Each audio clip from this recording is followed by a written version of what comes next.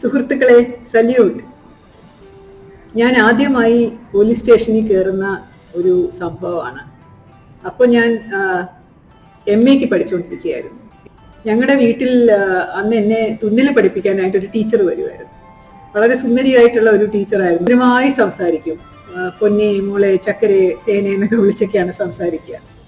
അവരൊരു ദിവസം അമ്മയോട് ചോദിച്ചു, വീട്ടിന് തന്നെ തൊട്ടടുത്ത് വീട്ടിന്റെ ഭാഗമായിട്ടുള്ള ഒരു കാർഷെഡ് ഒഴിഞ്ഞു കിടപ്പുണ്ടല്ലോ, അപ്പൊ അതിൽ അവരൊന്ന് ഒരു തയ്യക്കട നടത്തിക്കോട്ടെ, അവർക്കും ഒരു വരുമാനമാവും, അമ്മയ്ക്ക് വാടകയും കൊടുക്കാമെന്ന് പറഞ്ഞപ്പോൾ അമ്മയ്ക്ക് സന്തോഷമായി. കാരണം ആ സമയം ചെറിയ സാമ്പത്തിക ബുദ്ധിമുട്ടൊക്കെ ഞങ്ങൾക്ക് ഉണ്ടായിരുന്നു.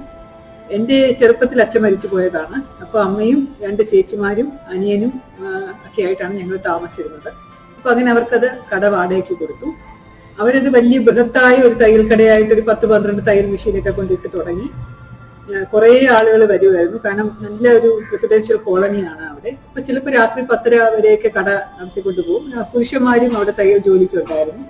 ഒരുപാട് ആളുകൾ ഇങ്ങനെ വന്നു പോയിരുന്നു. അപ്പൊ ആദ്യമൊന്നും വലിയ കുഴപ്പം തോന്നിയില്ല. പക്ഷെ കുറച്ചുനാൾ കഴിഞ്ഞപ്പോ ഇവര് വാടക തരാതായി.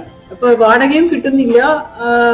ഭയങ്കര ബഹളവും യാതൊരു രക്ഷയില്ലാതെ വന്നപ്പോ അമ്മ അവരോട് ഒരു വർഷത്തോളം ക്ഷമിച്ചു. പിന്നെ ചോദിക്കുമ്പോഴേക്കും അവർ നാളെ തരാം, മറ്റന്നാൾ തരാമെന്ന് പറഞ്ഞ് തരാതെ നീണ്ടു പോയപ്പോ അമ്മ അവരോട് പറഞ്ഞു, ഒഴിഞ്ഞു പോകണം, കുഴപ്പമില്ല, നിങ്ങൾ എങ്ങനെയെങ്കിലും പോയാൽ മതി. അപ്പൊ അവര് പറഞ്ഞാൽ ശരി, ഞാൻ നോക്കാം, തരാം എന്നൊക്കെ പറഞ്ഞ് അവര് വീണ്ടും മാറി. ഇങ്ങനെ കുറെ നാളത്തേക്ക് ഒരു 6 മാസവും കൂടെ വീണ്ടും അവരമ്മയെ പറ്റിക്കുന്നത് പോലെ. അപ്പൊ ഞങ്ങൾക്ക് വലിയ വിഷമമായി അത്. കാരണം രാത്രി പഠിക്കാനൊന്നും പറ്റില്ല.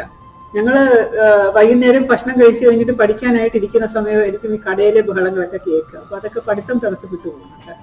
അപ്പോ പോലീസ്, ഞങ്ങളുടെ ബന്ധുവായിട്ടുള്ള ഒരു സീനിയർ പോലീസ് ഓഫീസർ ഉണ്ടായിരുന്നു. അപ്പൊ അദ്ദേഹത്തിന്റെ വീട്ടിൽ പോയി ചെന്ന് കണ്ട് പറഞ്ഞു, ഇങ്ങനെ ഒരു പ്രോബ്ലം ഉണ്ട്, എന്താ ചെയ്യേണ്ടത് ചോദിച്ചപ്പോൾ അദ്ദേഹം പറഞ്ഞു, പോലീസ് സ്റ്റേഷനിൽ പരാതി കൊടുക്കുക, സിവിലാണ് ഇഷ്യൂ, എന്നോട് ചോദിച്ചിട്ടാണോ വാടകയ്ക്ക് കൊടുത്തത് എന്നൊക്കെ ആദ്യം അദ്ദേഹം പരിഭവത്തോടെയൊക്കെ ചോദിച്ചു. പിന്നെ പറഞ്ഞു, സാരമില്ല, നോക്കട്ടെ എന്താ ചെയ്യാൻ പറ്റുക, പോലീസ് സ്റ്റേഷനിൽ പോയി പരാതി എഴുതി കൊടുക്കുക, ഞാൻ വിളിച്ച് പറഞ്ഞേക്കാമെന്ന് പറഞ്ഞു. അങ്ങനെ അദ്ദേഹം വിളിച്ച് പറഞ്ഞിട്ട് ഞങ്ങൾ പോലീസ് സ്റ്റേഷനിൽ ആദ്യമായിട്ട് പോയി. ഞാനും അമ്മയും കൂടെ ഒരു പരാതി എഴുതിക്കൊണ്ട് പോയി അവിടുത്തെ ഓഫീസറെ കണ്ടു കൊടുത്തു. അവിടുത്തെ ഒരു ഇൻസ്പെക്ടർ 2-3 ദിവസത്തിനകം വീട്ടിൽ വന്നു. ഞങ്ങളോടൊക്കെ സംസാരിച്ച ശേഷം തയ്യക്കടയിലോട്ട് പോയി. അവിടെ കുറെ നേരം അവിടെ ഇരുന്ന ശേഷം എല്ലാവരും സംസാരിച്ചിട്ട് പിന്നെ അദ്ദേഹം ഒന്ന് പോയി. പിന്നെ ഒരു കുറെ നാളത്തേക്ക് ഒരു വിവരവും ഇല്ല. അപ്പൊ അതങ്ങനെ നീണ്ടു പോയപ്പോൾ ഞങ്ങൾ വീണ്ടും പോലീസ് സ്റ്റേഷനിൽ വിളിച്ച് ചോദിച്ചു.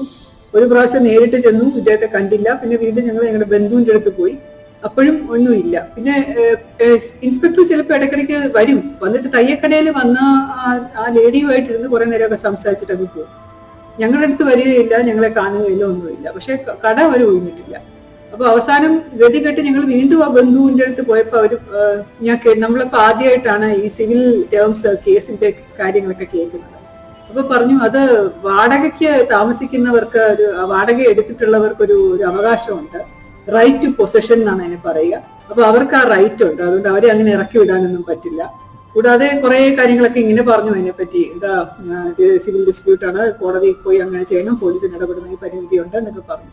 അപ്പൊ അതൊക്കെ ഞങ്ങളെ ഭയങ്കരമായിട്ട് വിഷമിപ്പിച്ചു. അപ്പൊ ഞങ്ങൾ ചേച്ചിടാ, ഇത് എന്ത് ചെയ്യാനാണ്, വാടക തരുന്നില്ല, അവർക്ക് പിന്നെ ഇൻഡെഫിനിറ്റ് ആയിട്ട് ഇവിടെ കഴിയാന്നുള്ള മട്ടിലാണല്ലോ പറയുന്നത്. ഞങ്ങൾ എങ്ങനെ ഇത്രയും സ്ത്രീകൾ മാത്രമുള്ളവരെങ്ങനെ കോടതിയിൽ പോകും, കോടതിയിലൊക്കെ വലിയ ചെല്ലവല്ലേ, ഇത്ര നാൾ നീണ്ടു നിൽക്കുന്നു. അപ്പൊ ആ സമയം ആകുമ്പോഴേക്കും അവർക്ക് ശരിക്കും അവരതങ്ങ് അവരുടെ സ്വന്തമാണെന്നൊക്കെ പറഞ്ഞാൽ എന്ത് ചെയ്യും?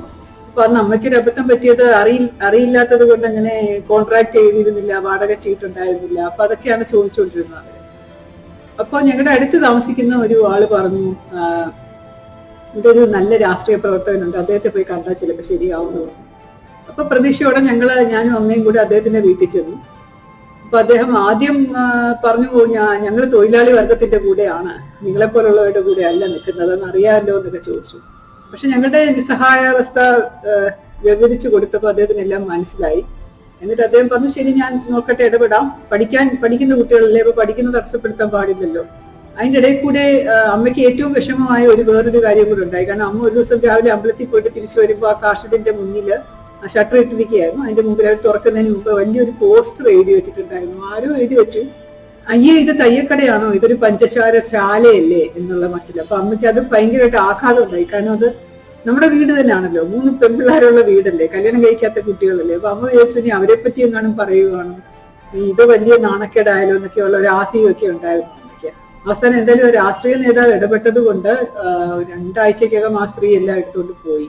കാർഷിക ഒഴിഞ്ഞു തന്നു. അത് വലിയൊരു അനുഗ്രഹമായിട്ട് തോന്നി. ഞാനും അമ്മയും കൂടെ അദ്ദേഹത്തെ പോയി കണ്ട് നന്ദി പറഞ്ഞപ്പോൾ ഞാൻ പറഞ്ഞു, ഞാൻ സിവിൽ സർവീസിന് പ്രിപ്പയർ ചെയ്തുകൊണ്ടിരിക്കുകയാണ്, പഠിക്കാൻ പറ്റാത്ത അവസ്ഥയായതുകൊണ്ടാണ് ഇങ്ങനെ വന്ന് ഉപദ്രവിച്ചതെന്ന് പറഞ്ഞു. ആണോ, സാരമില്ല, എനിക്ക് മനസ്സിലായി, IAS ഒക്കെ എടുത്ത് ഇത് ആദ്യമായിട്ട് വന്ന ശേഷം ഞാൻ അങ്ങോട്ട് വന്ന് കുറെ ആവശ്യങ്ങൾ ചോദിച്ചോളൂ, അപ്പൊ എനിക്ക് സഹായം ചെയ്ത് തന്നാൽ മതി എന്ന് പറഞ്ഞിട്ടാണ് വിട്ടത്. എനിക്ക് IAS കിട്ടിയില്ല, IPS ആണ് കിട്ടിയത്.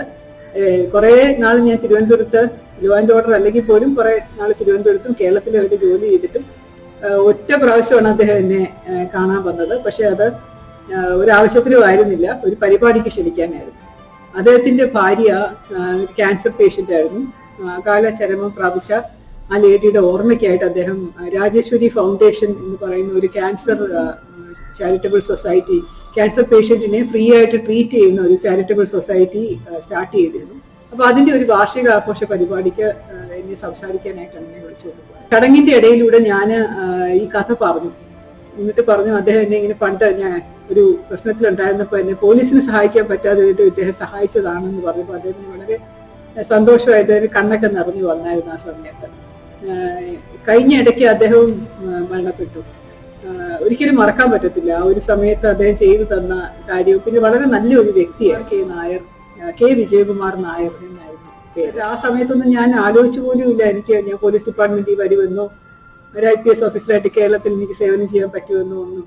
പക്ഷെ ഒരു നിമിത്തം പോലെ കേരളത്തിൽ വന്ന് IPS ഓഫീസറായിട്ട് ജോലി ചെയ്തപ്പോൾ ഞാൻ നേരത്തെ പറഞ്ഞ എന്റെ ബന്ധു സീനിയർ ഓഫീസർ ഉണ്ടല്ലോ, അദ്ദേഹത്തിന്റെ കൂടെയും അന്ന് ആ സ്റ്റേഷനിലെ ഇൻസ്പെക്ടർ ആയിരുന്ന ആളുടെ കൂടെയും പല പ്രാവശ്യം എനിക്ക് ഇടപെടേണ്ടി വന്നിട്ടുണ്ട്, ജോലി ചെയ്യേണ്ടി വന്നിട്ട്. ജോലി എന്ന് പറഞ്ഞാൽ അടുത്തല്ല ജോലിയല്ല, പക്ഷെ കണ്ടിട്ടുണ്ട്. പക്ഷെ എന്നാലും ആ പഴയ വിഷയത്തെ കുറിച്ച് സംസാരിക്കാനോ അതിനെക്കുറിച്ച് പരിഭവം പറയാനോ ഒന്നും എനിക്ക് അവസരം കിട്ടിയിട്ടില്ല.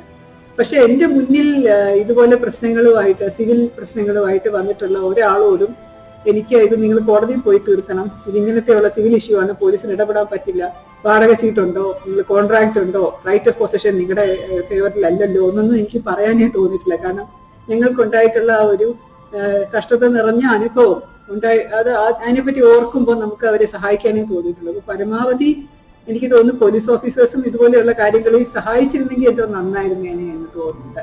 അപ്പൊ ഈ കഥ ഞാൻ ഇവിടെ നിർത്തുകയാണ്. ഒരു ചെറിയ രസകരമായിട്ടുള്ള സംഭവം ആയതുകൊണ്ട് പറഞ്ഞു എന്ന് മാത്രം. സസ്നേഹം, ശ്രീലേഖ.